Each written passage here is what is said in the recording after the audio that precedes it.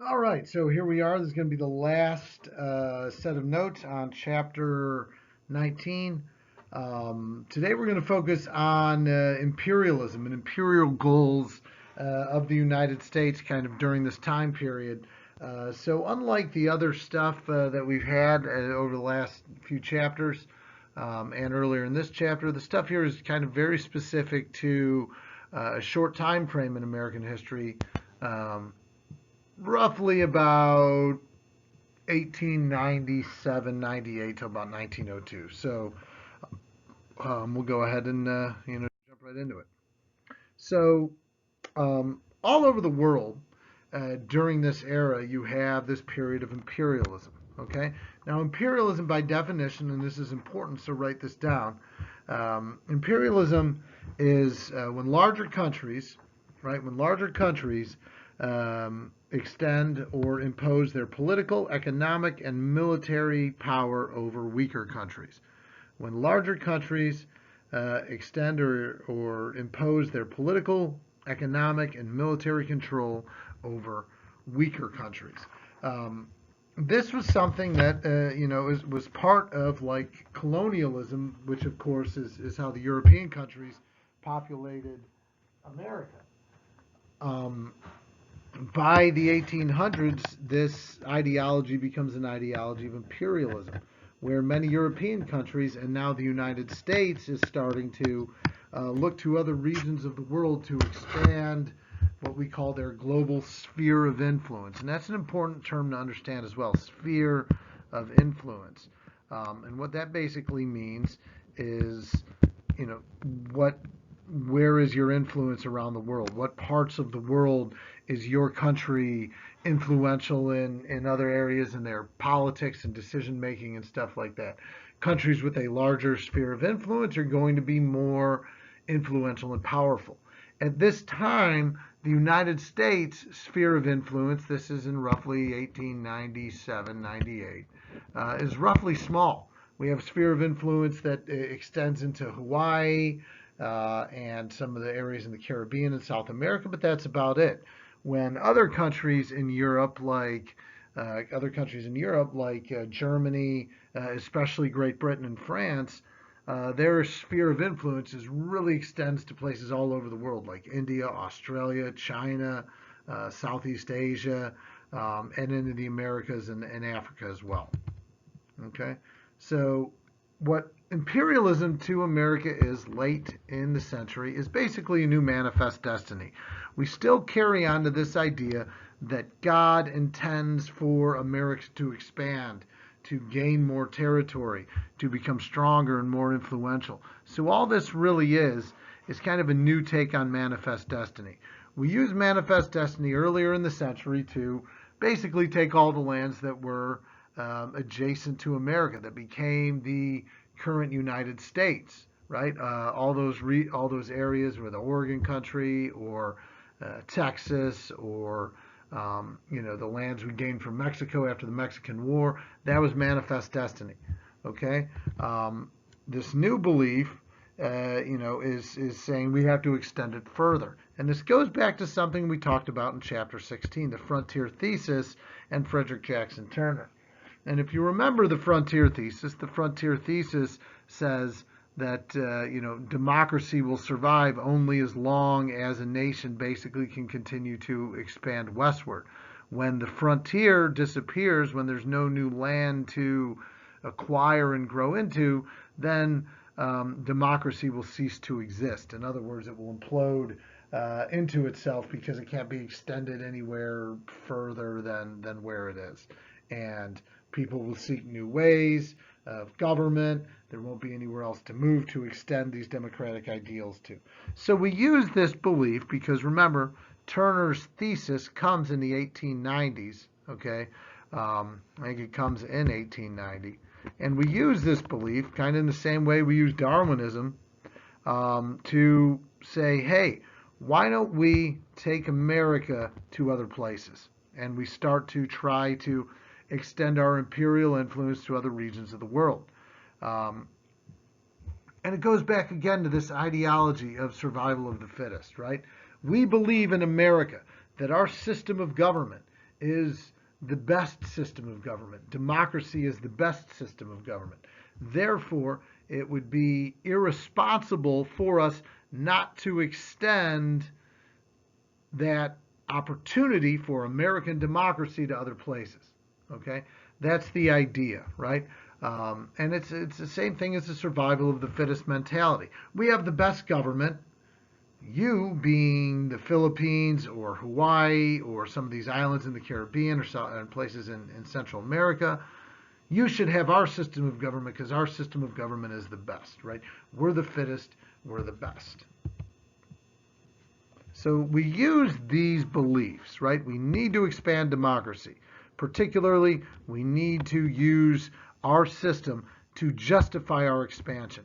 We want to share democracy in our political ideology with the rest of the world because we believe that it would be best for everybody else to have our system because we believe our system is the best. So we use this as a means of justifying American expansion to other places. Because the reality is, if you think about it, we're imposing our ideologies on other people, forcing our ideologies on them to a certain degree, especially if they're not willing to, or not necessarily willing participants. And that is not really extending democracy to someone, what many would argue.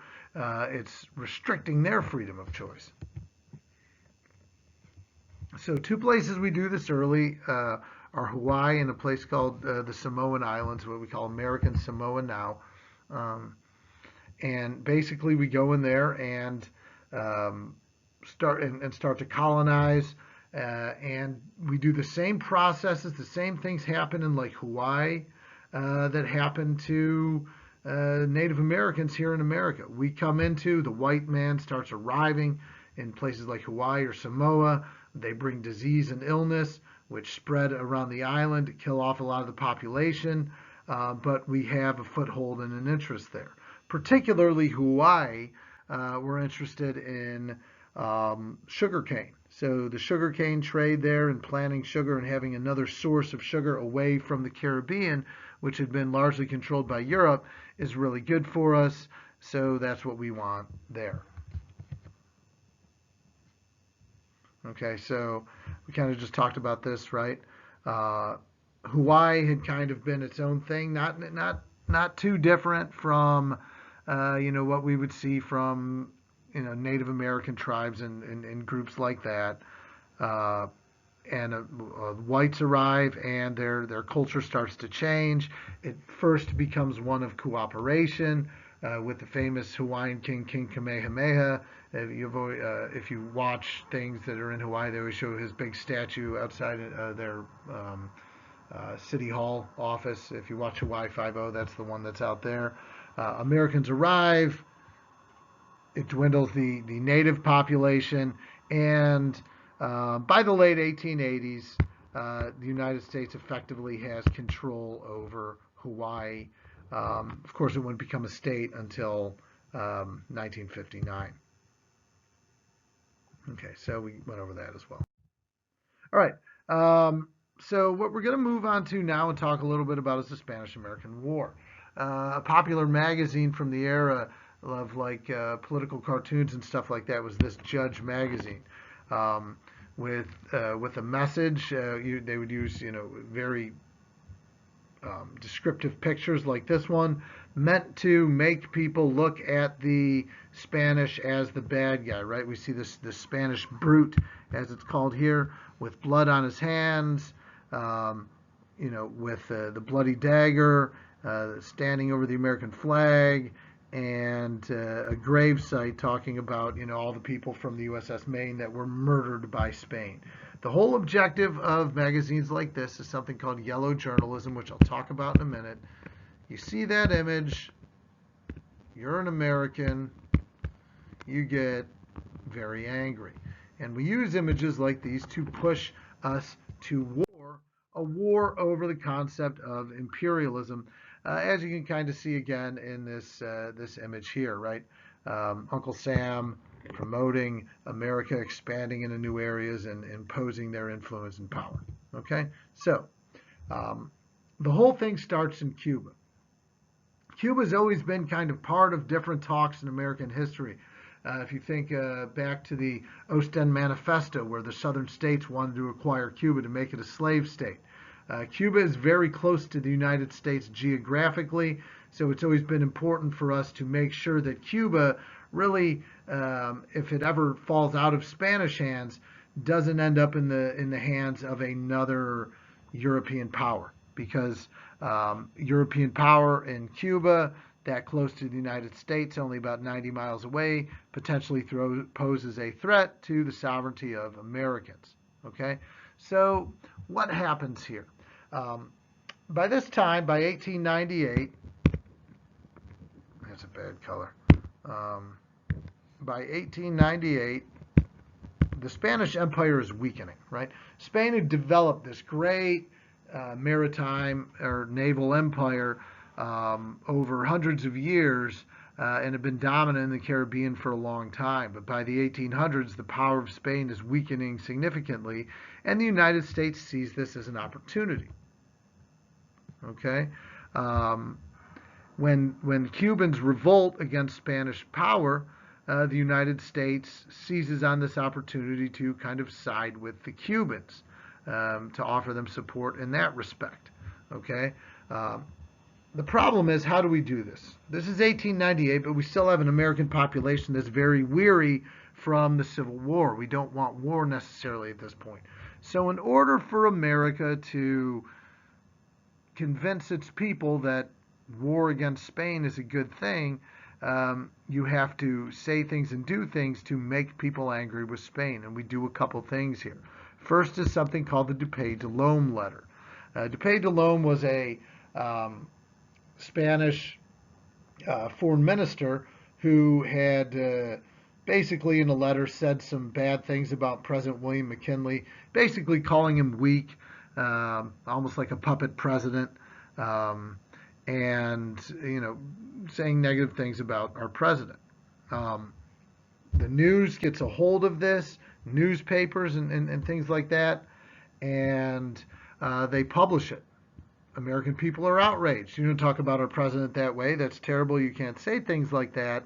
And it starts to change American beliefs and ideology about, well, Spain is starting this, so we have to, we have to respond in some way. Okay.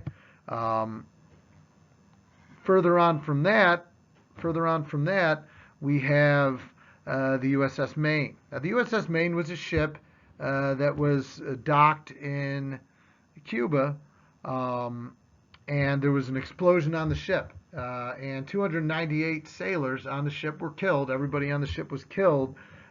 Immediately, United States media outlets, newspapers, and such blame Spain for what happened. America now believes that Spain has bombed one of our ships. Okay? This is yellow journalism. We talked about yellow journalism before. Exaggerated news stories meant to enrage and lure readers in. Okay? Kind of like Jacob Riis and How the Other Half Lives and stuff like that. Now, the reality is the Maine had some sort of faulty pipes, and there was an explosion in the pipes, and that caused the Maine to sink. But it didn't matter, because the story had already broke in America. Not only did the Spanish foreign minister, Dupuy de Lome, say negative things about the president, but now the Spanish have bombed our ship. That's cause for war, and that, of course, is what leads us to the Spanish-American War, essentially a lie. Remember, throughout American history, it's always very important that when America goes to war, we're going in as the good guy. Right? This particular instance is probably the one time really in American history where we weren't really the good guy going into this war. We found a way to make Spain look like the bad guy, but outside of some unkind words from Dupuy de Lome, the Spanish didn't really do anything. But that didn't matter. America's angry with Spain. Spain is the perfect opponent for America because their empire is weakening as ours is becoming stronger. So a war against them would still look good. It looked like a good victory for us, even though Spain is not the power it once was. And here we are off to the Spanish-American War. So when the Spanish-American War is a really interesting war for our country because it's very uneventful. There's not a whole lot of fighting to talk about. It doesn't last very long. At the end of the day, America only loses, oh my gosh, less than, I want to say less than 150 soldiers, and we beat Spain rather easily in this war. Probably the most notable moment of the war comes from Teddy Roosevelt, and it's this war that actually makes Teddy Roosevelt famous. The hero of San Juan Hill, they called him. Now, he actually did, at the end of the day, you can even see that, at the end of the day, he actually did very little, but he did form his famous Rough Riders, which was a cavalry unit comprised of college-educated, athletic Ivy League young men who wanted to go to war for sport and have the experience of war, and they were led by Teddy Roosevelt. And Teddy Roosevelt, oops, sorry about that. And Teddy Roosevelt, leads this cavalry group, and they were part of the famous Battle of San Juan Hill, and they helped lead to that pivotal American victory. And Teddy Roosevelt becomes famous. So cause and effect with that. Even though he didn't do much, the battle for Cuba was a short-lived battle, the Battle of San Juan Hill, but it makes Teddy Roosevelt famous. And it would be a kind of a afterthought in history if Teddy Roosevelt wasn't going to be president within the next couple of years. Okay. Now the outcome of the fighting that took place in Cuba is something called the Platt Amendment. Now the Platt Amendment barred Cuba from making any sort of treaties with other countries. Okay. Basically without the United States permission. Okay?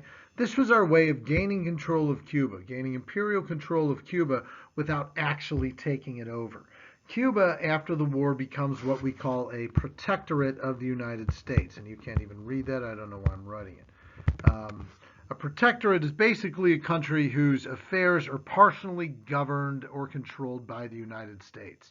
So basically what we're saying here, and this is all part of the Platt Amendment, essentially Cuba can't do some things without permission from the United States, right? Cuba can govern itself until the U.S. says, yeah, but you're not going to do that. Cuba can make treaties with other countries only if the U.S. says it's okay. So we have a lot of control over Cuba without it actually being ours to control completely. Okay, so that's kind of the status of Cuba at this point. So this war goes very, very well in the Caribbean. We win very easily in the Caribbean. The fighting in the Philippines is a little bit different. The people of the Philippines looked upon the United States as just another Spain. So when the United States arrived to save Cuba from the rule of the Spanish, the Philippine people were like, well, we don't want you here either. And what resulted was a much longer conflict over there than we thought we would end up having. And it sparks a lot of criticism around the country. Most notably from a group called the Anti-Imperialist League. Now, the Anti-Imperialist League was significant because its leadership included people like Andrew Carnegie, Samuel Gompers, Mark Twain, and some other folks. And their basic argument, the Anti-Imperialist League, which we're going to call super important AP point number 21, because I know you wanted one in this chapter. Super important AP point number 21. The Anti-Imperialists basically argued that efforts for imperial colonization go against the ideology of democracy. Efforts for imperial colonization go against the ideology of democracy. Their argument is basically that by us forcing our system of government on these people is really not an extension of democracy, but more of an authoritarian or dictatorial regime, right? to have colonies to fly in or ride boats into a country and say we're going to save you with democracy. Well, let these people decide for themselves if that's what they want. It creates a lot of dissent. You have powerful figures again like Twain and Carnegie involved with this group, and the Anti-Imperialist League had some arguments and had some valid arguments, to support their point of view. Because of the great success of the Spanish-American War, open to close, right? Page 1 to the last page, the Spanish-American War is over in less than 6 months. Everything is worked out. Yeah, fighting went on in the Philippines a little bit longer, but generally, by this time, the Spanish-American War goes really, really well for the United States. The United States gains Cuba as a protectorate, meaning we don't control them completely, but we can basically tell them what to do. We gain basically also Puerto Rico, the Philippines, and Guam as United States Commonwealths. Okay, the difference between that and the protectorate is in the Commonwealth. Basically, it means that the United States has a lot more control over their government and can make determinations about their leadership and stuff like that. So we take all this stuff from Spain. The war for America goes really, really well, and that, of course, is going to result in the re-election in 1900 of William McKinley. So William McKinley becomes the first president to be re-elected to a second consecutive term since Ulysses S. Grant almost 30 years before. Things are going really well. The economy is recovering and getting back to normal. People are happy, and nothing makes America look better and happier than winning a war. So we've done all these things. Things look good, and these imperial efforts at this time for America are going very well. All right. So again, here's a look at a map of Cuba, just to give you an idea. Proximity to the United States. It's very close. Only about 90 miles away from the coast of Florida. Okay, so that is the Spanish-American War in 1898. All right, so just a couple quick points left. As America seeks to build its empire or grow its sphere of influence, remember we talked about that before, sphere of influence, we have to look to other places as well. And we got to look to the same places that the European powers are looking if we want to challenge them. And the one place to really look where Europe is really involved this time is China. And the goal of the United States, as this image shows us, and other European powers, is to have an open door policy with China. Everybody wants to trade with China to get various goods from there, raw materials, silk, opium, and many other resources from the Chinese. So everybody wants this open door policy. The United States swoops in through the leadership of John Hay and puts forth these things known as the open door notes. Now, the open door notes basically are an attempt of the United States to get more involved in foreign policy. This is one of the U.S. first big foreign policy actions since the Monroe Doctrine, okay? Because we really stayed out of world affairs for the better part of the 19th century. So in 1900, John Hay puts together these open door notes that basically take advantage of China and assert the United States position amongst the powerful countries of the world, meaning United States, Russia, Germany, Great Britain, and France. And I guess you could kind of throw Japan in there too, though they're growing a little bit differently. Okay, 3 basic points as part of the open door notes. Number 1, that all countries must respect each other's sphere of influence. Okay, in other words, if one country says this is our colony, another country, if Britain says that this is their colony, Germany's not going to try to take it from them. Okay, that's number 1. that that the Chinese are still able to collect tariffs from European countries that wish to trade with them. In other words, saying we're not going to go take over China. We just want to make sure we're able to trade with China, if that makes sense. And then finally, um, that nations basically cannot um, have discriminatory practices against one another when they're trying to kind of collect, taxes and dues and stuff like that. It's very technical in the book. Basically, sum it all together, the Open Door Notes is an attempt of the United States to get more involved in foreign policy and state their claim as kind of the emerging power of the world. Um, they don't work out all that well.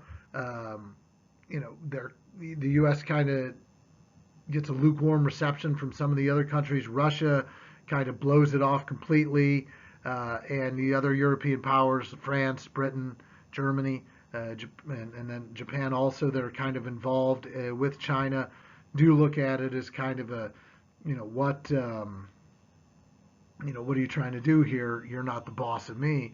But it's important in the sense that the United States is now imposing itself in foreign policy decisions.